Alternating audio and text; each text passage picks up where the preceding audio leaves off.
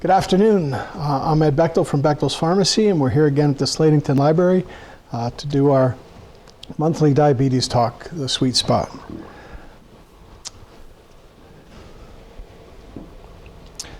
Our focus today is going to be on injections associated with diabetes, primarily checking your blood sugar and injecting insulin. Whether you're new to managing diabetes or you've been injecting insulin for years, the thought of using a needle is always somewhat intimidating. We want to provide you with a few practical solutions that will hopefully make your injections less painful and intimidating. Today, we'll look at the following topics: checking your blood sugar, choosing a needle, proper injection technique, mixing insulin, using insulin pens, common consideration, and tips and tricks. Let's take a moment to review our sweet spot basic truths. Most of us know there are two main types of diabetes. With some exceptions, most diabetics fall into either type 1 or type 2. If you're not sure which category you fall into, ask your doctor. Many times we can also tell based on your medications what type you have. Remember, neither type of diabetes is worse than the other. You may get diabetes in different ways, but both types of diabetes can cause harm to the body in a similar manner. So what should your blood sugar be? Depending on whose guidelines you're following, fasting blood sugar first thing in the morning before you eat anything should be between 80 and 130 or 80 and 125. And then after you eat, an hour or two after you eat, it should be no higher than 180. That 180 is kind of the magic number where the blood sugar becomes toxic to the blood vessels and the nerves. So how do we control our blood sugar? We use a three-pronged approach: diet, exercise, and medications. You'll notice that two of those three are totally under your control, and even the third one, medications, is somewhat under your control. The doctor may prescribe medications for you, but it's up to you to take them properly to get the best results.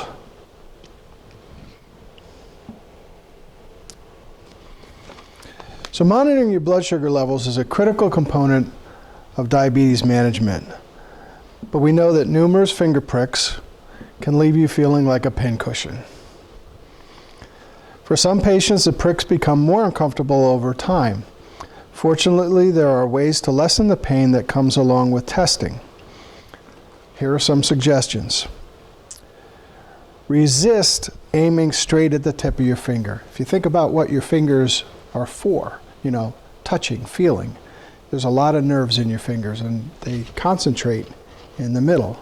So if you prick your finger right in the middle, that's where it's going to cause the most pain. Pricking the side of your finger can make it less painful. Blood flow is also better on the sides of your fingers, and you aren't using the sides much when you're writing, typing, or going about your day. Warm your hands. Testing when your hands are cold can be more painful. You could do this simply by sitting on your hands for a few moments, rubbing them together, or washing them using warm water. This helps get blood flow to your hands. It also helps increase your ability to get blood from your finger. Switch fingers, or the sites on your fingers each time you test. It's easy to get in the habit of using the same finger and the same site for blood testing, but this can lead to calluses and scarring. So you want to use all your fingers. You want to use both sides of each finger. Think about using your thumb as an option. Although the thumb's used often in day-to-day activities, and can become sensitive. Make sure you use a new lancet with each testing. Reusing lancets makes them become dull. Sharper the lancet, the more comfortable it's going to be when you prick your finger. If your blood sugar testing is always painful, please join us. I didn't want to interrupt you. Nope. I was just going to leave, but she said no, come back. Come on, have a seat. He just started.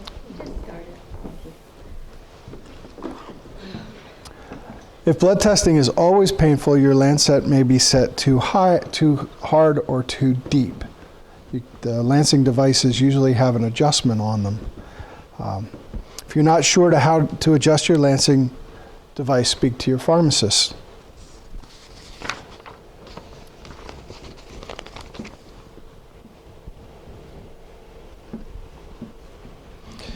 When it comes to choosing a needle for injections, personal preference is really the driving factor.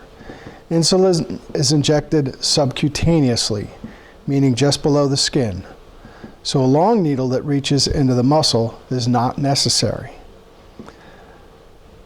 Previously, most physicians recommended that everyone use a longer half-inch needle, but recently we found that the shorter 5/16 needle provides the same blood glucose control as the longer needles. The shorter needles are less intimidating, are often associated with less pain. So start by using the 5/16-inch needle, and if you feel that they're not adequate, you can always switch to a longer needle. If you find there's a lump on your skin after injecting the insulin, you may need to switch to a longer needle. You know, sometimes if you're not going deep enough, you can get the insulin in between layers, the layers of skin, and then it'll form a little bubble. So you want to make sure that you get all the way through the skin layers. This is for like a needle. This is like for a needle, not for the pen needles. We'll talk about pen needles. Do people still use them? Some people do. Okay. Most people that are diagnosed with diabetes today will be started on the pens. But people who have been using vials and needles for years and are comfortable doing that, it's not really necessary to switch people over. It's actually a little bit less expensive to use vials and needles than it is to use the pens. But you have to keep them refrigerated. Well, no, you can leave a vial out for up to 28 days, just like you can the pens. So, yeah, it depends on the insulin, but. What's with this new thing that you don't need a stick? Does you have a computer or what? What they call continuous glucose monitoring. Yeah, there are devices now where instead of pricking your finger or using, there are some people use what they call alternate site testing, where they instead of testing their fingertips, they're using their arm or their palm or something like that. Though the needle, though, if you look at your hands are pink. The blood's pretty close to the surface. If you look at your forearm, it's usually nice and white. The blood's not so close. So if you're using alternate site testing, if you're using the forearm, the needle has to go deeper to get the blood. But what you asked about the continuous blood glucose monitor. On your shoulder, what? It looks like a little round. Yeah, there's a needle. There's a needle on that pad that goes into the skin, and then there's a transmitter built into that patch. Now, depending on what brand you're using, you may need a device that you wave over that patch that will give you the reading, or it could Bluetooth to your phone. It depends on which. You don't have I don't even know what they're talking about. And the one that Bluetooths to your phone, those things can be set up so that if your blood sugar is outside of range, it can alert other people, not just you, maybe, but Yeah, I have a patient who has the Dexcom, and he had it set up so that when he also suffers from hypoglycemia unawareness. So when his blood sugar drops too low, he doesn't feel it. Most people, when their blood sugar drops too low, they feel it. So he doesn't feel it, so it can be really dangerous for him. Well, it's set to alert him through his phone, the phone to go off, to buzz, and it also set to call. He has it set to call his wife, call his son. So one time his blood sugar was 52, and he got a call from his son who was at Disney World. Oh, His son called from Florida to say, "Dad, you have to eat, and you have to eat now. Your blood sugar's 50." well, I had one of these alerts, and I put it in my purse. I was in church. They couldn't find me. They called my daughter in Florida, and then I said, well, I don't know where my mom is. They finally found me in church. So yeah, that's another alternative if you don't like pricking your finger to test your sugar. Is now those devices are more expensive than the finger prick blood glucose test, but Yeah, well, you get out the thing to stick your finger in. yeah, and And I've been doing the same 2 fingers all the time for some. You can do any finger, can't you? yeah, and you should. Yeah, you see, You tend to. You get Yeah, yeah.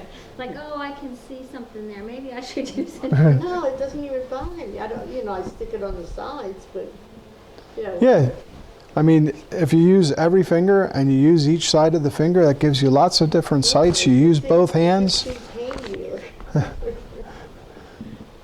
But yeah, people get in the habit of, they'll use that. It's the one you work Yeah. in. And for a lot of people, it's, the middle finger and the ring finger. Those are the ones they use. Or they're easy to get to, and you don't use them as much as you do your thumb and your index finger. So, okay.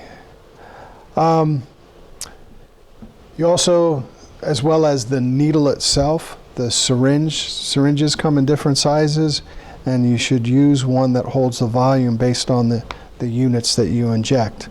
So if you're using 50 units or less, a half cc syringe is appropriate. If you're using much smaller amounts, they make a 3/10 cc. The advantage of those, like the 3/10 and the half cc, is that the graduations, the syringe itself is about the same length, but they're thinner, so the graduations are spread farther apart. And they even make for some people who use like half units, they make syringes that have markings at the half unit. So if you're that tightly controlled that you're using 13 and a half units of insulin, they make syringes that can accommodate that you can actually measure it. They do make pens like that too, that you can that measure in half units. Injecting myself. Yeah. I took care of a guy. Used to do it right through in his stomach, right through his shirt. Well, he probably needed a long needle to do that. Yeah, he did it. So. I have to inject insulin. Just don't ask me to do it.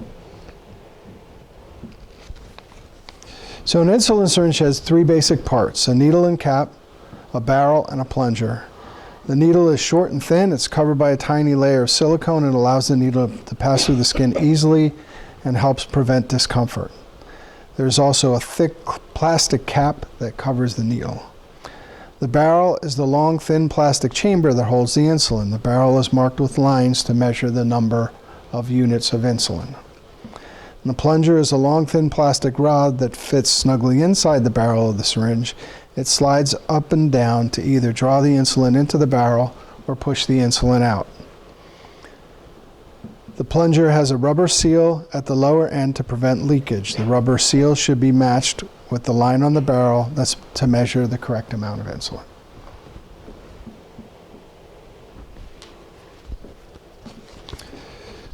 A painless injection begins with good injection technique. So let's review the basics on how to give yourself an insulin injection. Even if you've been giving yourself injections for years, it's good to periodically come back to these basics to prevent any pain or discomfort. These steps are applicable to all diabetes injections, including insulin, pens, and other injectable medications. When you're getting ready to use an injection, follow these simple steps. Wash your hands well with soap and water, then dry your hands completely. Gather all your supplies. Prepare your insulin and syringe or pen. Select and thoroughly clean your desired injection site. Remember to rotate sites. Inject the insulin or other medication. Then dispose the used needle and syringe.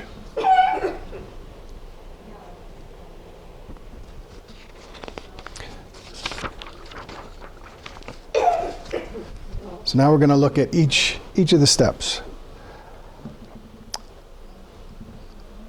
After washing your hands, you need to gather your supplies, your bottle or bottles of insulin or your pen, a new sterile insulin syringe with a needle attached and a plastic wrapper removed, alcohol wipes or cotton balls and a bottle of rubbing alcohol, cotton balls and or bandages for any small amount of blood that may appear, and a sharps container for the used equipment.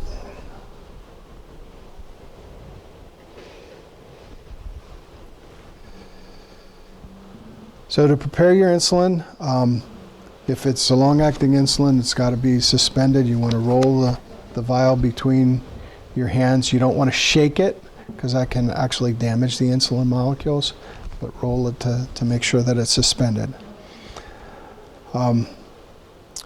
Place the bottle on a flat surface, remove the plastic cap from the insulin bottle, clean the rubber part of the top of the insulin bottle with an alcohol swab or a cotton ball dampened with alcohol.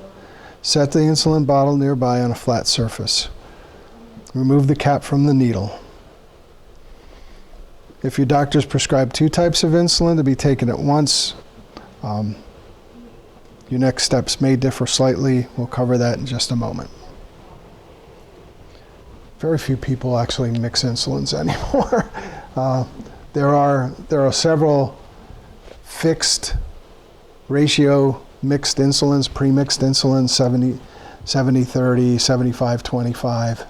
So we don't see a whole lot of mixing anymore. So you want to draw back the plunger to the amount of units that you'll be taking.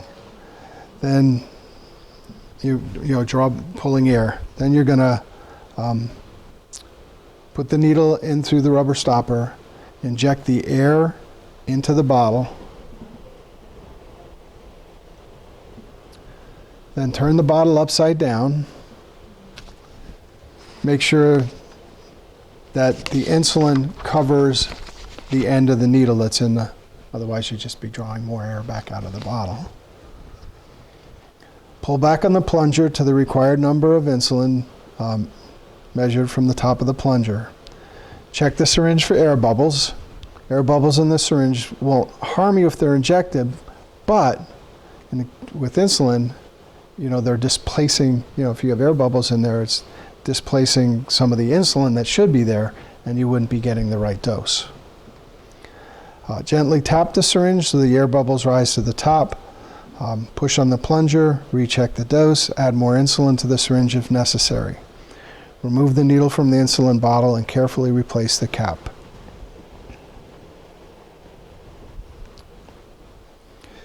Choose your injection site. Don't inject near your joints, the groin area, your navel, the middle of your abdomen, or near scars. Insulin is absorbed most quickly when it's injected into the abdomen. This is the most commonly used site. Clean about 2 inches of skin around the site with an alcohol wipe. Do this in a circular motion, then leave the alcohol wipe or cotton ball nearby to use after the injection if needed.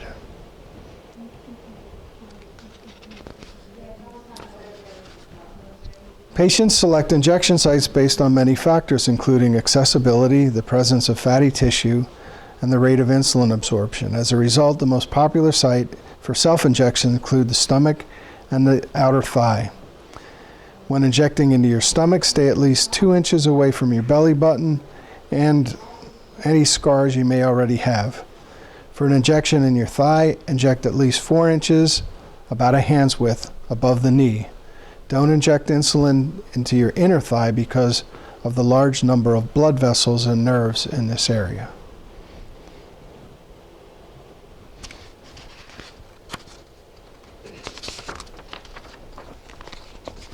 When choosing an injection site, it's incredibly important to not inject your insulin or any other medication into the exact same place all the time. By rotating injection sites, you make sure your injections are easier, safer, and more comfortable. The same injection site, when used over and over again, you could develop hardened areas under the skin that keep the insulin from being absorbed properly. Here are some tips for selecting an injection site. Move the site of each injection and inject at least 1.5 inches away from the last injection site. Try to use the same general area at the same time of each day. For example, you might use your abdomen for the injection before lunch. Keep a record of which injection sites you've used. Making faces over there. Visualizing this. After you've chosen your injection site and cleaned the area, now you're ready to inject your insulin. To inject, use your dominant hand, the hand you write with. Hold the barrel of the syringe with the needle end down like a pen, being careful not to put your finger on the plunger yet. Remove the needle cap. With your other hand, gently pinch a 2 to 3 inch fold of skin on either side of the cleaned injection site. Insert the needle with a quick motion into the pinched skin at a 90-degree angle, straight up and down. The needle should be all the way into your skin, so no silver needle should be visible. Push the plunger of the syringe until all of the insulin is out of the syringe. Now if you're using pens, some of the pens, when you press the end, there's like a spring-loaded thing in there, and the spring kind of goes itself. You're not actually pushing the insulin in. You're just like pushing the trigger. So with those type of pens, it's important to like count at least till 5 to give that, the device the time to inject all the insulin. Some people, press that and then they'll pull out too soon and they won't get the full dose.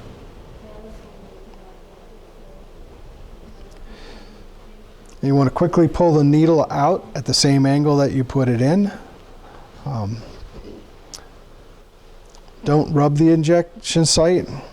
You may or may not bleed after the injection. If you're bleeding, apply light pressure with the alcohol wipe or a cotton ball and cover the injection site with a bandage if necessary.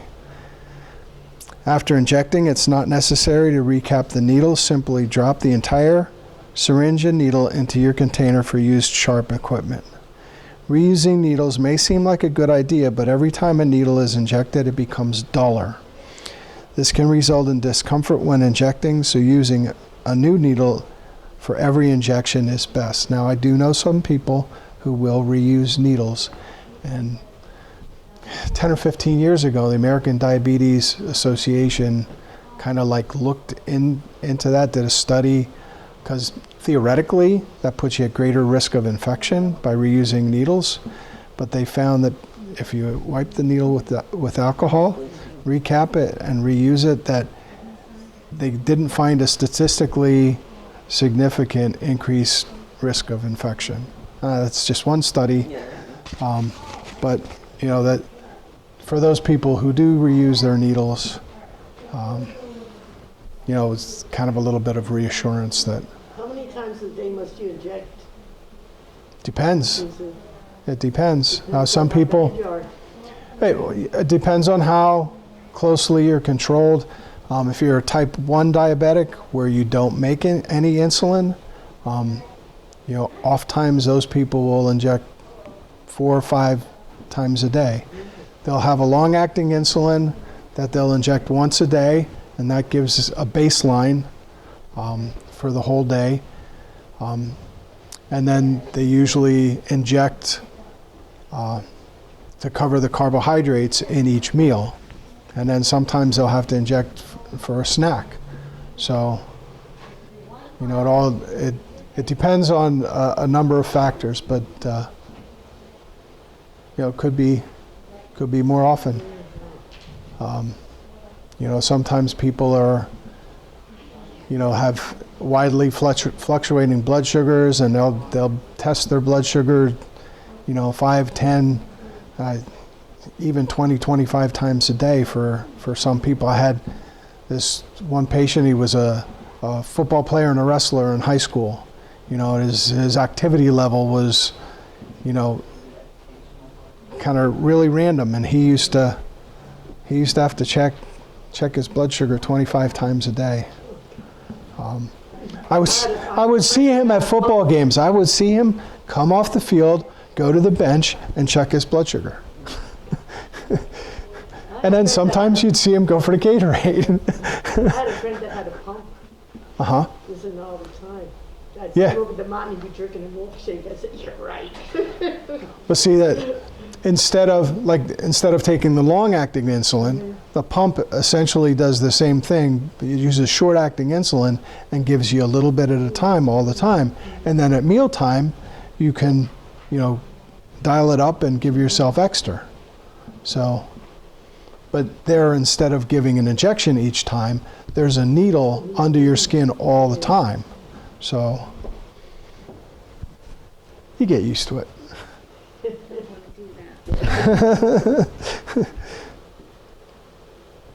Okay. When your sharp container is full, put the lid on it and throw it away with the trash. Don't put this container in a recycling bin. Always check with your local health department or specific disposal instructions that might be a place in you. Now in Pennsylvania, you know, anything in a sharps container is considered hazardous waste, and you should contact a trash hauler about having that specially removed. You don't do that. You don't use a sharp container. It's not. What's the difference? The What's- container. A lot of people will use liquid laundry detergent containers or coffee containers, Use the plastic. Makes sense. and then it's thick plastic that the needles can't go through, Yeah. and then you duct tape them shut so that they don't, and then you put it in your regular garbage and it goes out that way. It's there forever. What are you going to do? It is what it is.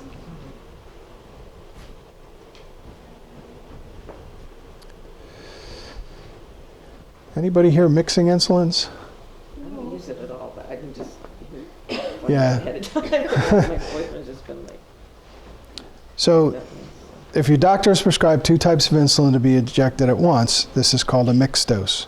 For some people, mixed doses of insulin provide better blood sugar control. First, complete the preparation steps described previously for both types of insulin. Then, to inject the mixed dose of insulin, follow these steps. Draw the number of units of air into the syringe by pulling the plunger back. Draw air into the syringe equal to the amount of the cloudy or long-acting insulin. Again, be sure to measure from the top of the plunger. Insert the needle into the rubber stopper of the cloudy insulin bottle. Push the plunger down to inject air into the bottle. This allows insulin to be drawn out more easily. Don't withdraw the insulin into the syringe at this time. Take the needle out of the bottle. So you're putting the air into the cloudy bottle, and you're pulling the syringe out. Then draw the amount of air into the syringe that you're going to use for the short-acting insulin or the clear insulin. You're going to inject that air into the clear insulin bottle, into the short-acting bottle. You're going to draw the short-acting out. Then you're going to insert the needle back into the cloudy insulin, and you're going to draw out the dose of the cloudy insulin that you need. So it's going to mix into in the syringe.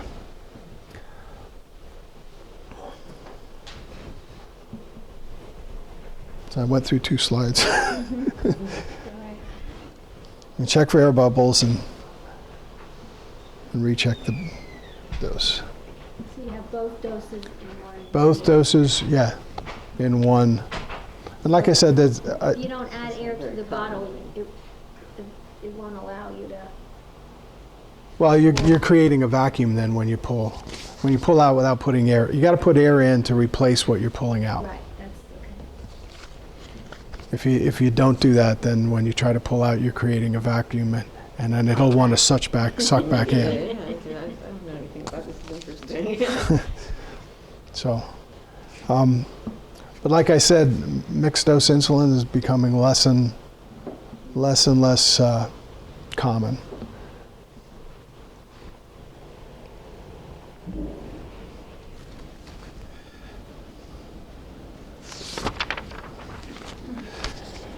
Insulin pens are available for most types of insulin. You may find insulin pens more convenient because they combine the medication and the syringe into one device. Each pen works only with certain types of insulin, so talk to your pharmacist or doctor about insulin pen options. Pens come in two basic types, disposable and reusable. And honestly, I couldn't tell you the last time I've seen anybody use the reusable insulin pens with the cartridges. It's pretty much all the disposable pens now. Disposable pens are preloaded with insulin and are discarded after the insulin cartridge is empty or the pen has been in use for 28 or 32 days, depending on the insulin. Reusable pens utilize insulin cartridges that can be loaded into the pens and then tossed away once the insulin is used, leaving the pen ready for the next cartridge. Pens are available for both insulin and other diabetic medications, including Byetta, Victoza, and Symlin.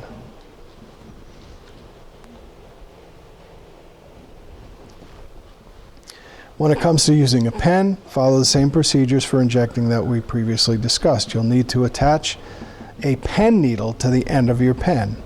When choosing a needle, you should also follow the same guidelines. Shorter needles are usually fine and are associated with less discomfort.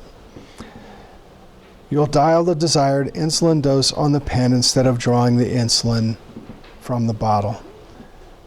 I mean, there are no air bubbles. It's a lot easier. It's a lot harder to make a mistake. Inject at a 90-degree angle. Leave the needle in your skin as you count to either 5 or 10, and then remove. The amount of time you need to leave your needle in the skin will depend on the insulin that you use. So be sure to read the manufacturer's insert for your specific pen and talk to your pharmacist if you have any questions.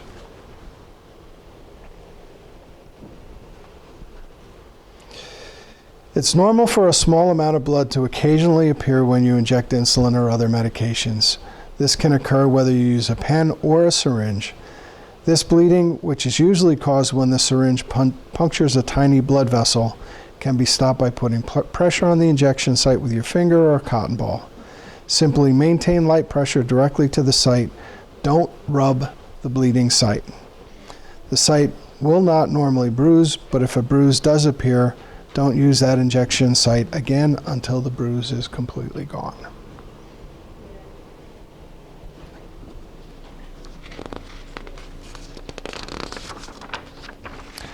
Skin irregularities can sometimes occur at injection sites due to changes in subcutaneous fat. Scarring is the most common skin change and can occur when injecting too many times into the same site or from reusing needles, which makes them dull. Fat hypertrophy is an unusual condition of soft grape-like lumps under the skin at the injection site. Fat atrophy is a rare condition where there's a loss of fat under the skin's surface. To prevent skin irregularities, make sure you're rotating injection sites and rotating where you inject within your injection site. Rotating the side of your body left or right when you inject, and always use a new syringe or pen needle with each injection. Never inject into scarred skin or lumps.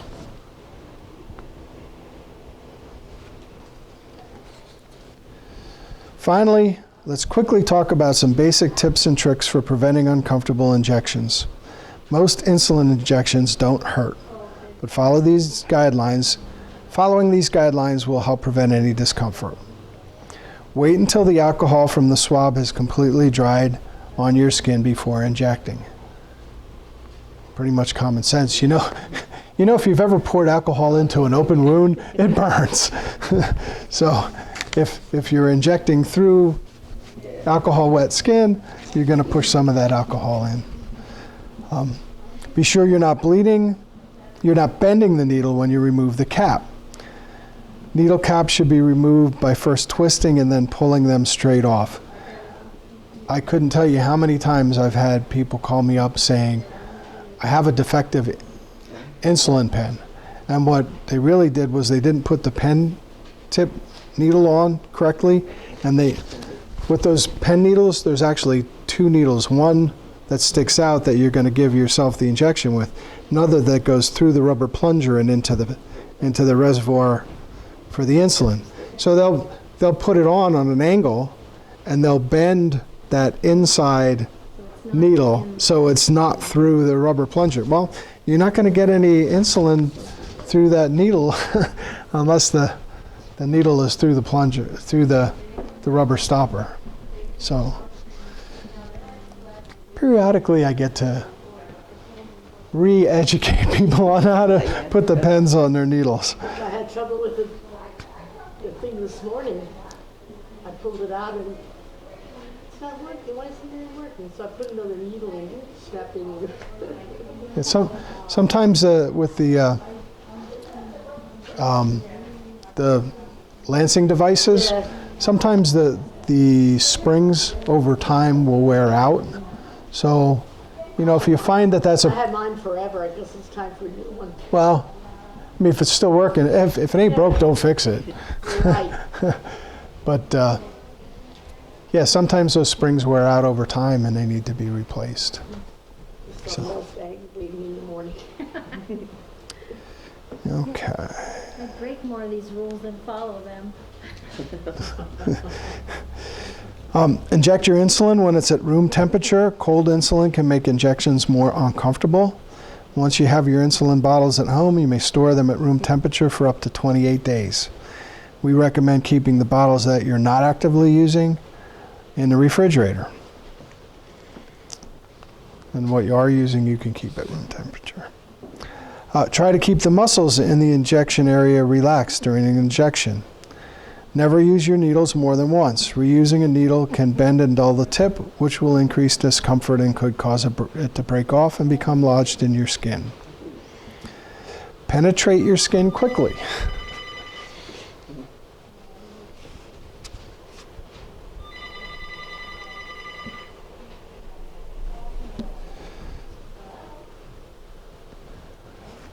Avoid injecting into the muscle by using shorter needles. When using a 6 millimeter or longer needle, pinch up the skin and inject into the fold of pinched skin. I would say that most people now, if they're newly diagnosed, are using the 32 gauge, which is the finest needle, 4 millimeter needle with their insulin pens. That's the shortest, finest needle that's available right now. I was at a conference once where the people that make the needles, why do you have a 32 with the pen needles, but you don't have a 32 with the needles with syringes? And he said that they, as they try to get smaller, that things bend more easily.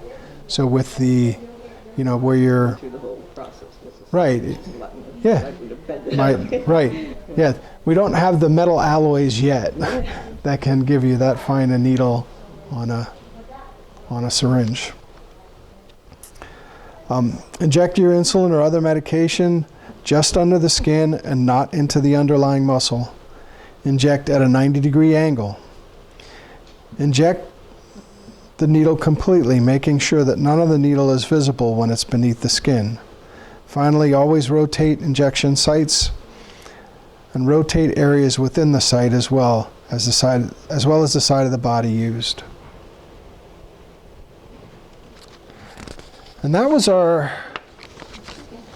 recipe for today. Each month we have a recipe that, although my wife doesn't like wings, so we made it with legs and thighs instead of wings. So.